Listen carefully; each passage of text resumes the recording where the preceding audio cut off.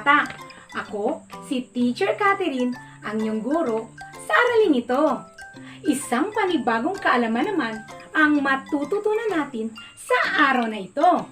Para sa ating layunin, ikaw ay inaasahang na ilalarawan ang kultura ng mga lalawigan sa kinabibilangang rehiyon. Bago tayo magsisimula para sa ating bagong aralin, subukin muna nating sagutin ang mga sumusunod na tanong. Panuto. Basahing mabuti ang bawat pangungusap. Punan ang bawat patlang ng salitang ayon sa hinihingi ng bawat item. Unang tanong. Ito ang kapares ng pana na ginagamit sa pangangaso ng mga aitas na naninirahan sa mga bulubunduking bahagi ng lalawigan ng Zambales.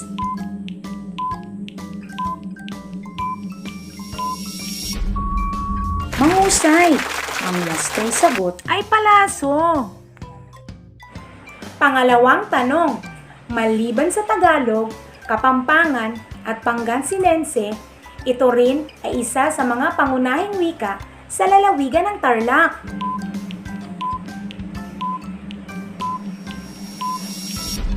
Magaling! Ang wastong sagot ay Iloco. Pangatlong tanong. Pinausukang isda na pinakatanyag na produkto sa lalawigan ng Bataan.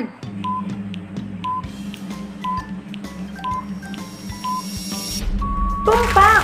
Ang wastong sagot ay tinapa. Alam nyo ba mga bata, ang mga mamamayan sa ating rehiyon ay may mga nakagawiang nagpasalin-salin mula pa sa ating mga ninuno hanggang sa kasalukuyan? Malaki ang naging impluwensya nito sa paraan ng ating pananamit, pagkain, kaugalian, paniniwala, sining, at iba pa. Ang mga ito ay maaring batayan ng mga kabutiang asal. Kung kaya't nararapat natin itong panatilihing buhay sapagkat dito ang ating pagkakakilanlan at kaisahan. Mga bata, ating balikan ang ating nakaraang aralin. Sagutin natin ang mga sumusunod na tanong. Panuto. Suriing mabuti ang mga larawan sa ibaba. Gamitin ang mapa ng gitnang Luzon sa pagpapangkat ng mga katangiang nagpapakilala sa bawat lalawigan nito. Isulat ang letra ng tamang sagot sa inyong sagutang papel. Unang larawan. Malasugi o Blue Marlin. Pangalawang larawan. Palabigasan ng Pilipinas. Pangatlong larawan. Capas National Shrine. Pang-apat na larawan. Ligligan, Parol o Giant Lantern Festival. Panglimang larawan. Tinapa o pinausukang isda. Unang tanong, anong katangian nagpapakilala sa lalawigan ng Tarlac?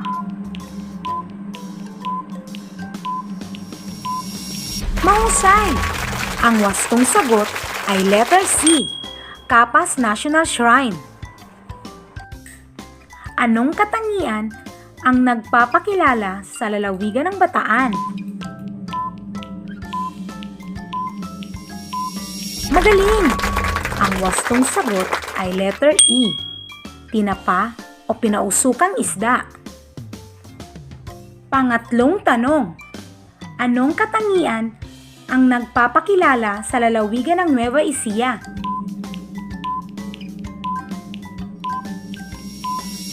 Tumpak! Ang wastong sagot ay letter B, palabigasan ng Pilipinas. Pang-apat na tanong, anong katangian ang nagpapakilala sa lalawigan ng Aurora?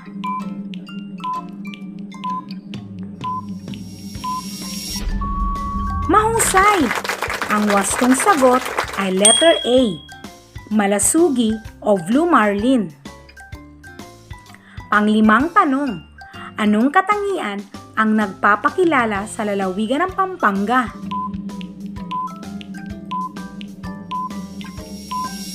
Magaling! Ang wastong sagot ay letter D.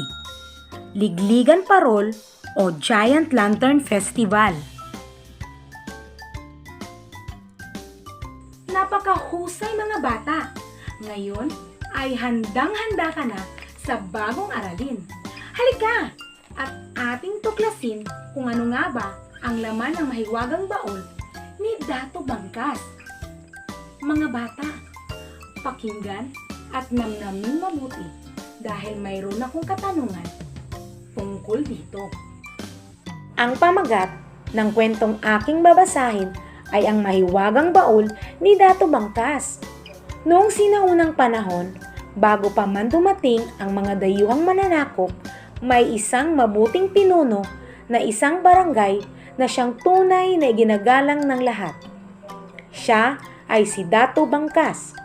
Ang dato ay hinahangaan dahil sa kanyang pagiging makatarungan at tagapagtaguyod ng kapayapaan sa barangay. Pagkatapos niyang manalangin kay Bathala, kinausap siya ng kanyang anak na si Rimael. Baba, nabanggit ni Loy na mayroon daw po kayong mahiwagang baul na naglalaman ng pinakamahalagang kayamanan. Aking anak, tama ang iyong tinuran. At ikaw ang magmamana ng mahiwagang baul sa takdang panahon. Kailan po ang tamang panahon? Ngumiti lamang ang mabuting dato sa kanyang anak. Dumating ang maraming taon at napag-isip-isip ni Dato Bangkas na kailangan na niyang ihanda ang kanyang nag-iisang anak upang maging pinuno ng kanilang barangay.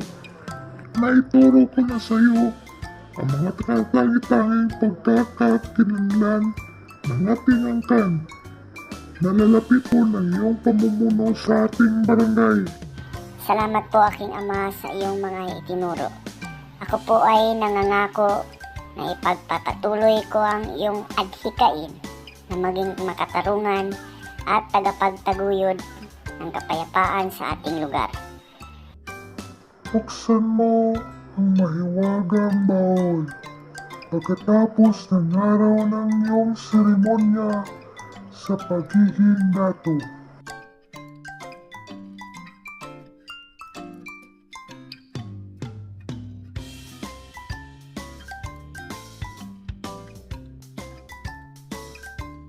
Dumating na nga ang takdang panahon upang maging pinuno ng barangay si Rimael.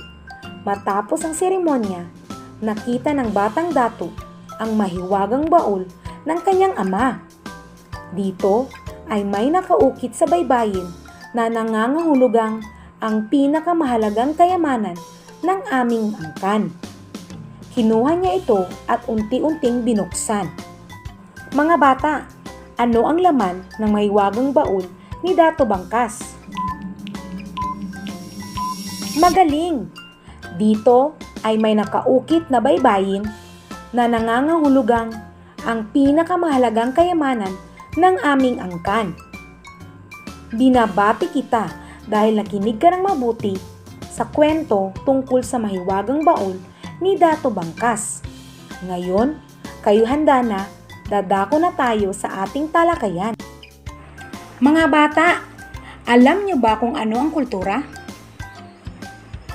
Ang kultura ng isang lugar ay binubuo ng mga katangi-tanging kaugalian, tradisyon, paniniwala, mga pagdiriwang, kagamitan, kasabihan, awit, sining, at iba pa. Sa kultura, nakikilala ang isang lugar at ang kanyang mamamayan. Ngayon, tingnan mo ang unang mga larawan. May ganito rin ba sa inyong tahanan? Opo! Mga bata, tingnan naman ang pangalawang larawan. Anong ginagawa ng mga bata sa larawan? Sa unang larawan, umaawit at sumasayaw. Pangalawang larawan, naglalaro. Mga bata, may dalawang uri tayo ng kultura. Alam niyo ba kung ano-ano ang mga ito? Ito ay ang kulturang material at kulturang di material. Kaya mo bang tukuyin kung alin sa mga larawang nauna ang bahagi ng material na kultura at ng di material na kultura? Upang matulungan ka sa pagtukoy nito, suriin muna nating mabuti ang sumusunod na paghahambing sa dalawa. Unang kolom, kulturang material. Pangalawang kolom, kulturang di material.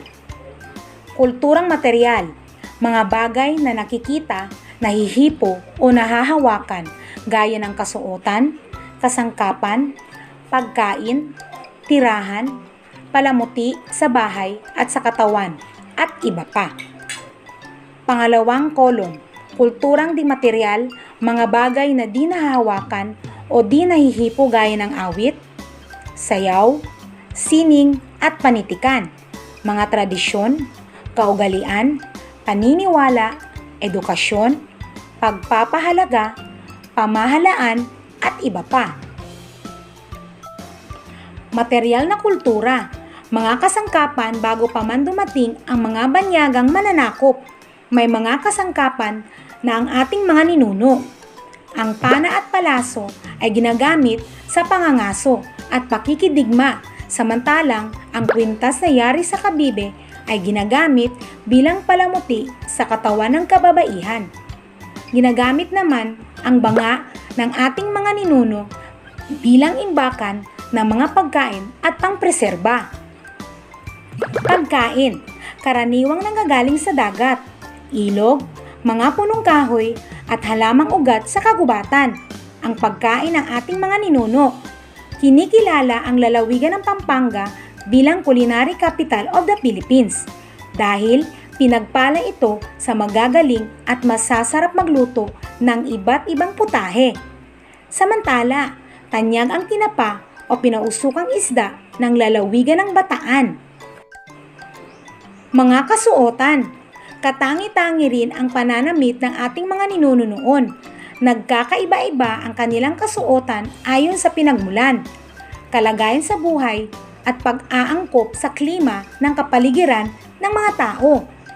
Tignan ang mga paglalarawan sa kanilang kasuotan. Kangan, pang-itaas na damit na walang kwelyo at manggas. Bahag, kapirasong tela na ginagamit pang ibaba. Putong, kapirasong tela na iniikot sa ulo. Kamisa de chino, pang-itaas na kasuotan o kamiseta na walang kwelyo at may mahabang manggas. Ito ay kadalasang itiniterno sa mala pajama na pang-ibabang kasuotan.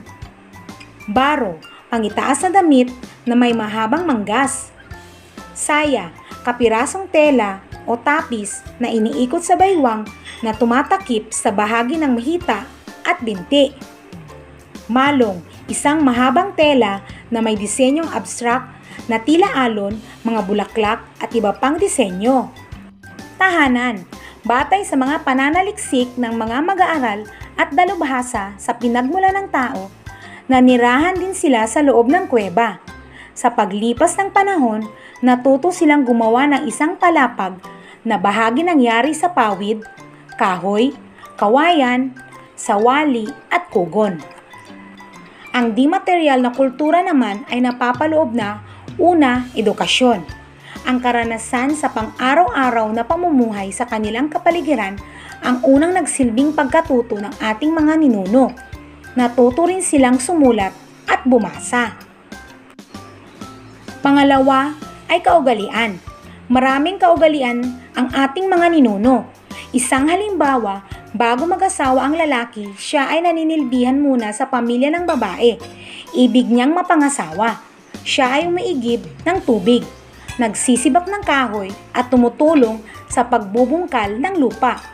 Isa ring kaugalian ang paghaharana sa babaeng nililigawan. Pangatlo, pamahalaan. Noon pa man ay may kaalaman na sa pamamahala ang ating mga ninuno. Barangay ang tawag sa kanilang pamayanan na nagmula sa salitang balangay.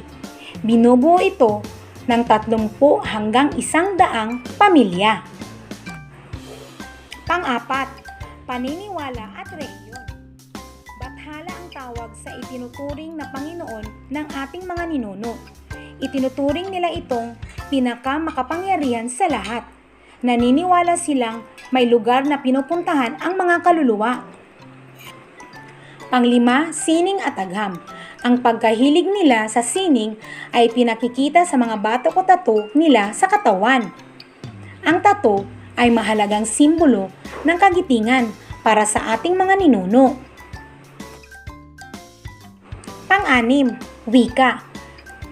Isa ang gitnang Luzon sa may pinakamaraming wika na ginagamit. Tagalog ang gamit ng wika sa lalawigan ng Bataan at Bulacan.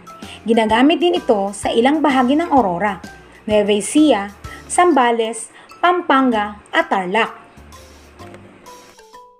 Makikita rin sa ating mga katutubong awitin ang pagmamalaki natin sa ating wika. Sa Pampanga, kinikilala bilang pinakasikat na katutubong awit ang Atikumpong Singsing. Magkakaiba man ang wika, hindi ito naging hadlang sa pagkakaisa ng bawat lalawigan sa gitnang Luzon. Tunay ngang napakayabong ng ating kultura.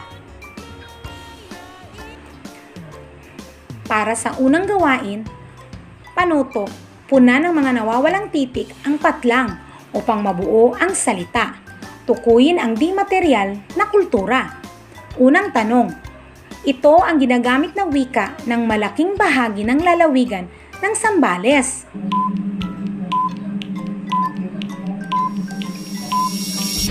Magaling! Ang wastong sagot ay sambal. Pangalawang tanong, ito ang tawag sa nakapinta sa katawan ng ating ninuno bilang pagpapakita ng kanilang kagitingan.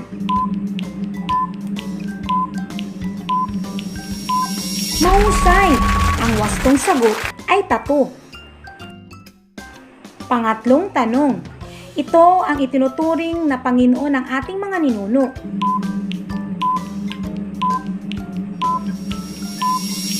Tumpak! Ang wastong sagot ay bathala. Nasagot niyo ba ng tama ang lahat ng aking katanungan? Magaling na talaga kayo! Panghuling gawain. Panuto. Basahin at unawain ang bawat tanong. Piliin ang angkop na sagot sa bawat katanungan. Handa na ba kayo mga bata? Kung kayo'y handa na, tayo'y magsisimula na. Bilang 1. Ginagamit ito ng ating mga ninuno bilang imbakan ng mga pagkain at pangreserba. A. Kwintas, B. Banga, C. Pana, D. Palaso. Magaling! Ang wastong sagot ay letter B, banga. Bilang 2. Ito ay kapirasong tela na iniikot sa ulo.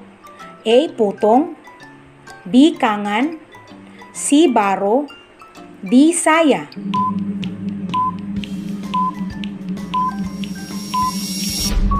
Mahusay! Ang wastong sagot ay letter A, putong. Bilang 3. Ang lalawigang kinikilala bilang culinary capital of the Philippines ay A. Aurora, B. Bulacan, C. Tarlac, D. Pampanga.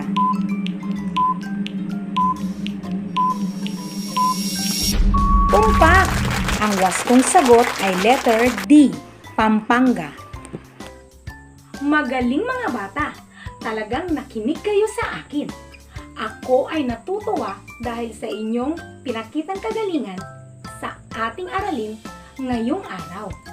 Binabati ko kayo. Dito nagtatapos ang ating aralin. Ako, si Teacher Catherine, na nagsasabing ang kaalamang taglay ay isang yamang hindi maiaalis ni numan. Hanggang sa muli!